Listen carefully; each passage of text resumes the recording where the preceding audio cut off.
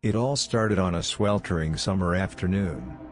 A young woman, tired from a long day's work, stepped into Miller's general store. She needed just one thing: a bottle of water. But the store owner, a gruff man with a sour expression, barely glanced up from his newspaper. He saw her worn clothes, her simple backpack, and his face twisted into a sneer. "We don't serve your kind here," he spat, his voice laced with contempt. The woman's eyes filled with hurt, but she didn't flinch. She simply turned to leave. But as she reached the door, a young boy, no older than 10, stepped forward. He was the store owner's son. "Dad, that's not right," the boy whispered, his voice trembling. "She just needs water." The store owner roared, "Mind your own business, Timmy." He glared at the woman, then slammed his newspaper down. The tension in the small store was thick enough to cut with a knife. The woman, her dignity wounded, walked away, tears welling in her eyes. But this wasn't just any woman. This woman was Anya Sharma, a renowned philanthropist. Recently returned from a humanitarian mission overseas.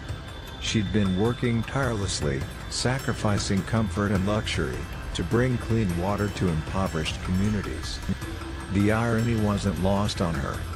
News of the incident spread like wildfire. Local news channels picked up the story. People were outraged. Anya, usually private about her work, decided to speak out. She shared her story, not to fuel anger, but to highlight the insidious nature of prejudice.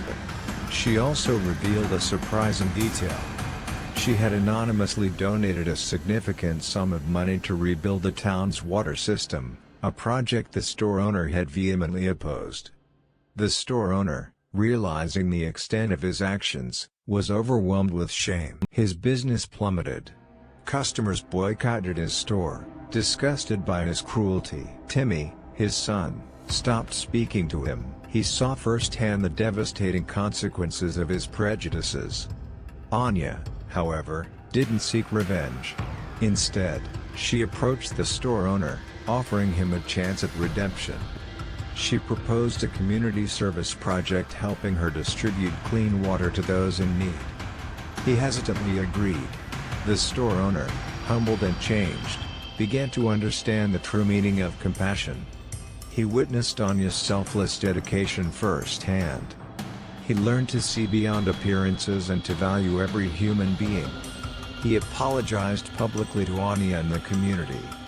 His business eventually recovered, but it was a different business, a business built on empathy and respect. This story is a powerful reminder that karma is real. Prejudice hurts everyone.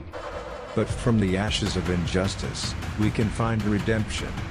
Kindness and compassion are more powerful than hate. And sometimes, those who seem most vulnerable possess the strength to change the world and the hearts of others.